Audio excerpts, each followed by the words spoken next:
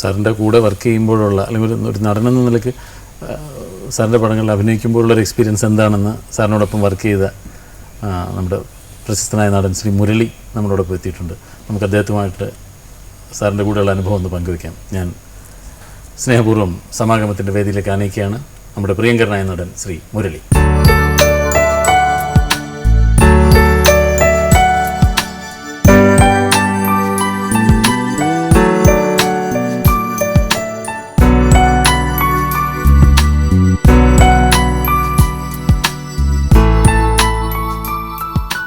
എത്ര inborn talent ഉള്ള ആളായാലും അല്ലെങ്കിൽ എത്ര ഒരു പ്രഗത്ഭനായ നടനായാലും നമ്മളയാളൊരു നടൻ എന്നുള്ള രീതിയിൽ അംഗീകരിക്കുന്നത് അയാൾ നല്ല നല്ല കഥാപാത്രങ്ങൾ പ്രേക്ഷകൻ്റെ മുമ്പിൽ കാഴ്ചവെക്കുമ്പോഴാണ്.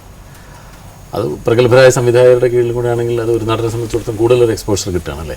അപ്പം അങ്ങനെ മുരളീച്ചേട്ടനെ സംബന്ധിച്ചിടത്തോളം അങ്ങനെ ഒരുപാടുള്ള അവസരങ്ങൾ കിട്ടുകയും ഒരുപാട് നല്ല കഥാപാത്രങ്ങൾ കാഴ്ചവെക്കാനുള്ള അവസരങ്ങൾ ഉണ്ടാവുകയും അതിന് അങ്ങനെയുള്ള ഒരുപാട് പുരസ്കാരങ്ങൾ കിട്ടുകയൊക്കെ ചെയ്തിട്ടുള്ള ഒരു ആക്ടറാണ്.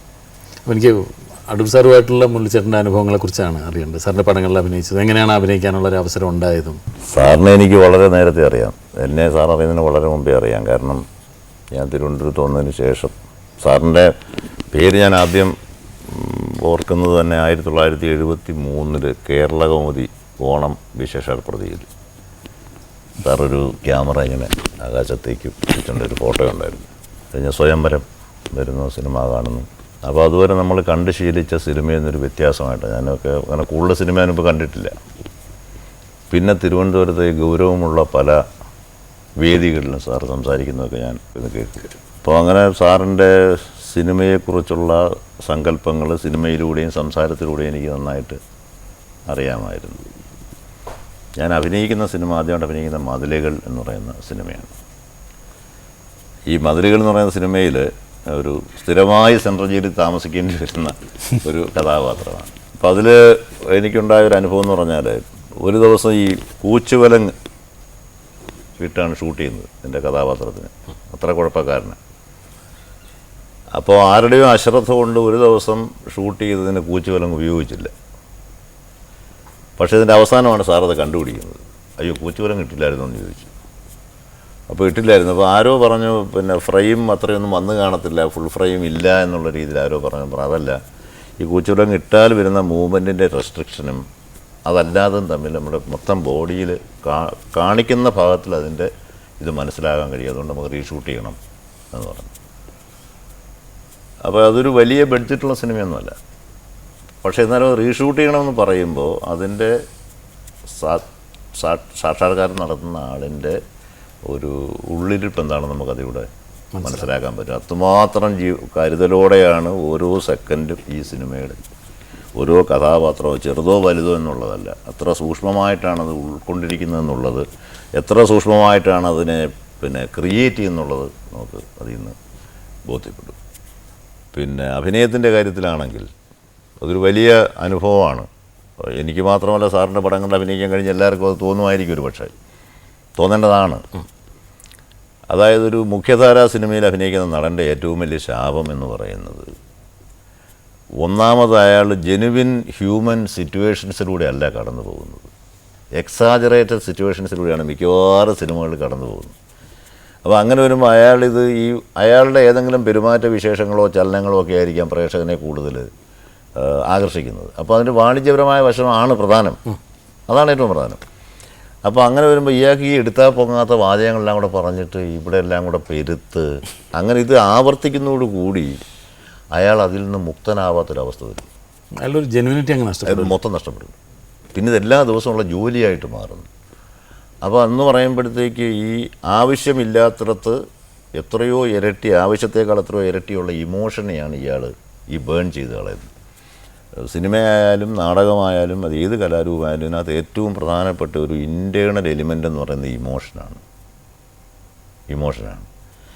അപ്പോൾ സാറിനെ പോലെ ജീവിതം കാണുന്ന അതിൻ്റെ എല്ലാ സംഗതിയും ഉൾക്കൊള്ളുന്ന ഒരു കലാകാരൻ ആ ഇമോഷൻ്റെ അളവിൽ കാണിക്കുന്ന കയ്യൊതുക്കമാണ് ഈ അദ്ദേഹത്തിൻ്റെ പടത്തിൽ അഭിനയിക്കുന്ന നടൻ്റെ ഏറ്റവും വലിയ രക്ഷയും ഏറ്റവും വലിയ വെല്ലുവിളിയും. അതുകൊണ്ട് തന്നെയായിരിക്കും ഒരു പക്ഷേ എല്ലാ ഡയലോഗൊന്നും പറഞ്ഞു കൊടുക്കുക, ആദ്യം മുൻകൂട്ടി കൊടുക്കാറില്ല. മോഡുലേഷൻ കറക്റ്റായിട്ട് അതായത് അതിനാടകീയതയിലേക്ക് പോകാതെ ജീവിതമാണെന്ന് തോന്നിപ്പിക്കുന്ന ആ ഒരവസ്ഥ.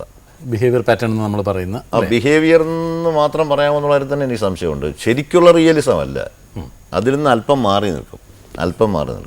ശരിക്കുള്ള റിയലിസം ഫോട്ടോഗ്രാഫിയാണ്, ജീവിതമാണെന്നൊക്കെ ആധികാരികമായിട്ട് പറയാറുണ്ട്. പക്ഷേ അത് എത്രത്തോളം വേണം എന്നുള്ളതാണ്. അതിൻ്റെ അളവിൻ്റെ ഒരു നിയന്ത്രണത്തിലാണ് പ്രധാനം. ഒന്നത്. രണ്ടാമത് ശാരീരികമായിട്ട് ഇപ്പം ഉദാഹരണത്തിന് പിന്നെ സാത്വികം പോലെ തന്നെ ഏറ്റവും പ്രധാനമാണ് ആംഗികവും.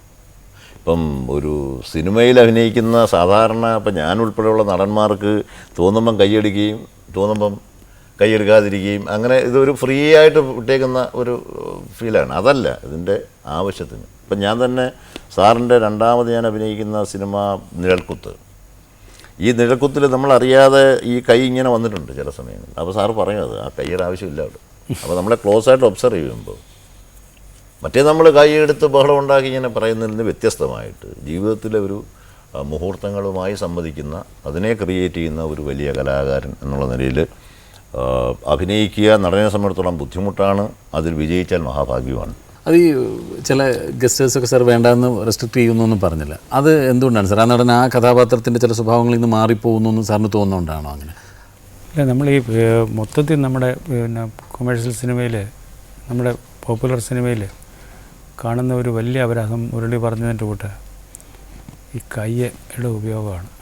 ഒരിക്കലും ആ ക്യാരക്ടറിന് ചേരാത്ത രീതിയിൽ കൈ ഇങ്ങനെ അനക്കുക. അതൊരു എനിക്ക് തോന്നുന്നു അതൊരു ഒരു മാനറിസമായിട്ട് ഡെവലപ്പ് ചെയ്തിട്ടുണ്ട് പലരും. അതേസമയം കൈ ഓരോ ജസ്റ്റിനും ഓരോ അർത്ഥമുണ്ട്. അല്ല, ഇങ്ങനെ കൈ കാണിക്കുന്നത് അതിനൊരു അർത്ഥമുണ്ട്. ഇങ്ങനെ കൈ കാണിച്ച് സംസാരിച്ച ഒരർത്ഥമുണ്ട്. കൈ വെറുതെ ഇങ്ങനെ തൂക്കിയിട്ട് അതിൻ്റെ അർത്ഥമുണ്ട്. ഇത് നമ്മുടെ ഓരോ അംഗവിക്ഷേപങ്ങൾക്കും കൃത്യമായിട്ട് ഇന്ന അർത്ഥമാണെന്ന് ഓഡിയൻസ് അറിയത്തില്ല. പക്ഷേ ഓഡിയൻസിലേക്ക് ഒരു ആശയം കുറേശ്ശെ അവരറിയാതെ തന്നെ കമ്മ്യൂണിക്കേറ്റ് ചെയ്യുന്നുണ്ട്. അപ്പോൾ ഈ കഥാപാത്രമായിട്ട് പലപ്പോഴും ചേരാത്തതായിരിക്കും ഇയാൾ കാണിക്കുന്ന ജസ്റ്റേഴ്സ്. അതായത് കഥാപാത്രത്തിന് പുറത്ത് നിൽക്കുകയായിരിക്കും അയാൾ. അതുകൊണ്ട് അങ്ങനെ ആ ജസ്റ്റർ വരുന്നത്. അതുകൊണ്ടാണ് ഈ ഇത്തരം കാര്യങ്ങൾ ശ്രദ്ധിക്കേണ്ടി വരുന്നത്. നേരത്തെ മുരളിച്ചേട്ടൻ പറഞ്ഞ പോലെ പൂർണ്ണമായ ഒരു കഥാപാത്രത്തെ മനസ്സിലാക്കിയിട്ട് സാർ അത് ഒരു നടനെ കൊണ്ട് അങ്ങനെ ഒരു പറഞ്ഞ ഒരു അനുസരിപ്പിക്കുകയാണോ ചെയ്യുന്നത്? അതല്ലെങ്കിൽ അയാളുടെ ഒരു ഇംപ്രൂവൈസേഷന്? തീർച്ചയായിട്ടും. ഇപ്പോൾ മുരളി പോലുള്ളൊരു നടനോട് നമ്മളെല്ലാം എക്സ്പ്ലെയിൻ ചെയ്യേണ്ട ആവശ്യമൊന്നുമില്ല. കഥാപാത്രത്തിൻ്റെ ചില പ്രത്യേകതകളെക്കുറിച്ച് മാത്രം പറഞ്ഞു കൊടുത്താൽ അതെന്താ അതിൻ്റെ സിറ്റുവേഷൻ എന്താണെന്ന് പറഞ്ഞാൽ മനസ്സിലാവും. ചില നടന്മാർക്ക് കൂടുതൽ ടേക്ക് എടുക്കുമ്പോൾ അവർക്ക് വല്ലാതെ അവർക്ക് പ്രയാസമാകും. പ്രത്യേകിച്ച് ഒരുപാട് ആളുകളൊക്കെ ഷൂട്ടിങ് കാണാനുണ്ടെങ്കിൽ. കാരണം അവരുടെ ഈഗോയെ എവിടെയോ സ്പർശിക്കുന്ന പോലെ അവർക്ക് തോന്നാറുണ്ട്. പക്ഷേ വളരെ രസമായിട്ട് അവർ പറയും, പടം പുറത്ത് വരുമ്പോൾ ഇത്രാമത്തെ ടേക്കാണെന്ന് ആരും അറിയത്തില്ല. It will be known as your performance. Nadoor ബാലകൃഷ്ണനാണ് ഇതിൻ്റെ പിന്നിൽ ഇത്രാമത്തെ ടേക്ക് എടുത്തതെന്ന് ആരും പറയാൻ പോകുന്നില്ല. നിങ്ങളുടെ ക്രെഡിറ്റിന് വേണ്ടി, നമ്മുടെ മൊത്തത്തിലുള്ള പടത്തിൻ്റെ ഗുണത്തിന് വേണ്ടി നമ്മൾ ചെയ്യുന്നത്. അത് ഒരു ആക്ടറെ ഒരിക്കലും ഞാൻ അയാളെ ക്ഷീണപ്പെടുത്താനോ ആളുകളുടെ മുമ്പ് വെച്ച് ഞാനാണ് വലിയ ആളെന്ന് കാണിക്കാനോ ഒരിക്കലും അങ്ങനെ ആ രീതി പെരുമാറത്തില്ല. പിന്നെ ഞാൻ എപ്പോഴും വളരെ നിർബന്ധമായിട്ട് ചെയ്യുന്നത്, ഏത് കൊച്ചോ വലുതോ ഏത് തരത്തിൽപ്പെടുന്ന ആക്ടറായാലും ആദ്യമായിട്ട് വരുന്ന നടനായാലും ഒരു ഡയലോഗ് മാത്രം പറഞ്ഞു പോകുന്ന നടനായാലും ഞാൻ തന്നെയാണ് ഡയലോഗ് പറഞ്ഞു കൊടുക്കുന്നത്. കാരണം എൻ്റെ അസിസ്റ്റൻറ്റിനെ വിശ്വാസം ഇല്ലാഞ്ഞിട്ടല്ല, ഒരു പ്രത്യേക രീതി പറഞ്ഞു കൊടുത്ത് പരിശീലിച്ച് കഴിഞ്ഞാൽ പിന്നെ മാറ്റാൻ വിഷമമാണ് പലർക്കും. അതുകൊണ്ട് ശരിയായ രീതിയിൽ തന്നെ ആദ്യമേ പറഞ്ഞു കൊടുത്താൽ അത് കൃത്യമായിട്ട് പറയാൻ കഴിയും. ഉദാഹരണത്തിന് നിഴൽക്കുത്തിൽ ഞാൻ അഭിനയിക്കുന്ന ഒരു പൂട്ടുന്നൊരു രംഗമുണ്ട്. പൂട്ടുന്ന നമ്മളവിടെയൊക്കെ വയൽ പൂട്ടുക എന്ന് പറയാം, നമ്മുടെ ഒഴുക. അപ്പോൾ ഇയാളുടെ മനസ്സിൽ എന്തോ ഒരു സംഭവം കിടപ്പുണ്ട്. ഇയാൾ സത്യത്തിനൊരു ഈ ഒഴുക എന്ന് പറഞ്ഞാൽ വളരെ ബാഹ്യമായ ഒരു ക്രിയ മാത്രമാണ്. ഇയാളുടെ മനസ്സ് അതിനകത്തേ ഇല്ല. ഇയാളുടെ മനസ്സിലുള്ളത് വേറൊരു സംഗതിയാണ്. അതിനകത്ത് അനിയത്തി കുട്ടിയായിട്ടുള്ളൊരു അടുപ്പമാണ്, ഒബ്സഷനാണ്. അപ്പോൾ ഇയാൾ ഈ ഒഴുകുന്നതിനിടയ്ക്ക് ഇയാൾ അറിയാതെ ഈ സൂര്യനെ നോക്കുന്നുണ്ട്. അപ്പോൾ സമയം കുറേ ആയിരിക്കുന്നു. ഇയാൾ അറിയാതെ ഈ കലപ്പെന്ന് പറയുന്ന തടി ഇയാളുടെ കയ്യിൽ നിന്ന് ഓടി അങ്ങ് പോവുക. അത് കഴിഞ്ഞ് ഇയാൾ നോക്കുമ്പോഴാണ് ഇത് പോയി എന്നുള്ള അറിയുന്നത്. ഇത് അഭിനയിക്കുക എന്ന് പറയുന്നത് എനിക്ക് ചിലപ്പോൾ ഒരു 25 ഡയലോഗ് പറയുന്നതിന് എനിക്ക് എത്രയോ എളുപ്പമായിരിക്കും. പക്ഷേ ഇത് അഭിനയിക്കുക എന്ന് പറഞ്ഞാൽ വല്ലാത്തൊരു, നമ്മൾ തന്നെ ആ ഒരു ട്രാൻസിലേക്ക് ഈ ആക്ടർ എത്തേണ്ടി വരും. എന്നുവെച്ചാൽ അത്രയും സൂക്ഷ്മമാണ്. പിന്നെ മുഖാമുഖത്തിൽ ശ്രീമാൻ ഗംഗാധരൻ നായരുടെ കഥാപാത്രം ഇരുന്ന് ഉറങ്ങുന്നത് ആ പടത്തിൽ ഏറ്റവും കൂടുതൽ സമയം അതിൻ്റെ ഒരു കേന്ദ്ര ബിംബമായിട്ട് ആണ് അതിങ്ങനെ ഇരുന്ന് ഉറങ്ങുക. എന്നോട് പടം കണ്ടിട്ട് റേ പറഞ്ഞു, it really takes courage to make a film on somebody who is sleeping all the time.